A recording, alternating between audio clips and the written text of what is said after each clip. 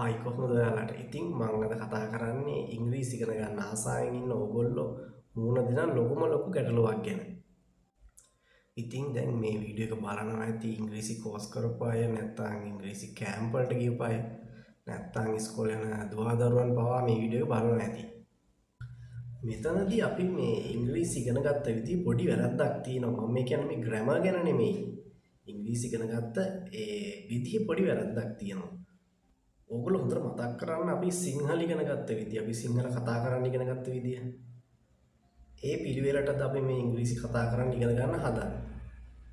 දැන් කෙනෙක්ට හිතෙන්න පුළුවන් ඔයා වචන ටික දන්නවා නම් අපි කියන vocabulary and අපි grammar ටික දන්නවා නම්, ව්‍යාකරණ දන්නවා නම්, sentences patterns ටික දන්නවා නම් අපිට ඉංග්‍රීසි පුළුවන් කියලා.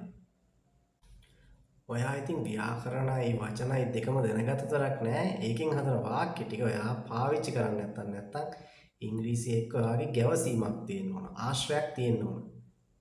ඇත්තටම ගොඩක්ම අයට තියෙන්නේ මේක ප්‍රසිද්ධිය කතා කරගන්න බැරි ලැජ්ජාවක්. ඒ කියන්නේ හිතන තරම වේගෙන් වචන වාක්‍ය ටික එන්නෙත් නැහැ.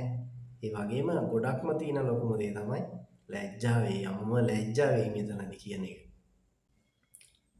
ඉතින් මෙන්න මේන ප්‍රශ්නයට මොකක්ද කරන්නේ? මේකට කොහොමද මුහුණ දෙන්නේ? ඒක තමයි තියෙන ලොකුම ප්‍රශ්නේ.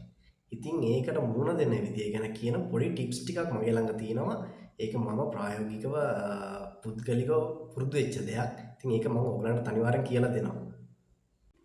ඉතින් මේ මොනවාද කියලා කියන වීඩියෝ කීපයක්ම මම ඉස්සරහදී ඔයගලන්ට අරන් එනවා. අනිවාර්යයෙන්ම මාත් එක්ක එකතු වෙලා ඉන්න. මේක අපිට කරන්න පුළුවන්. ඉතින් මගේ කලින් දාපු වීඩියෝ ටිකත් අනිවාර්යයෙන්ම බලන්න. ඉතින් හොඳයි නම් වීඩියෝ එක ෂෙයා කරන්න, යාළුවෙක්ට එහෙම දැනගන්න. ඉතින් අපි අලුත් වීඩියෝ එකකින් ළඟදිම හම්බෙන්නම්. ගිහිල්ලා එන්නම්. ඔයගලන්ට ජය.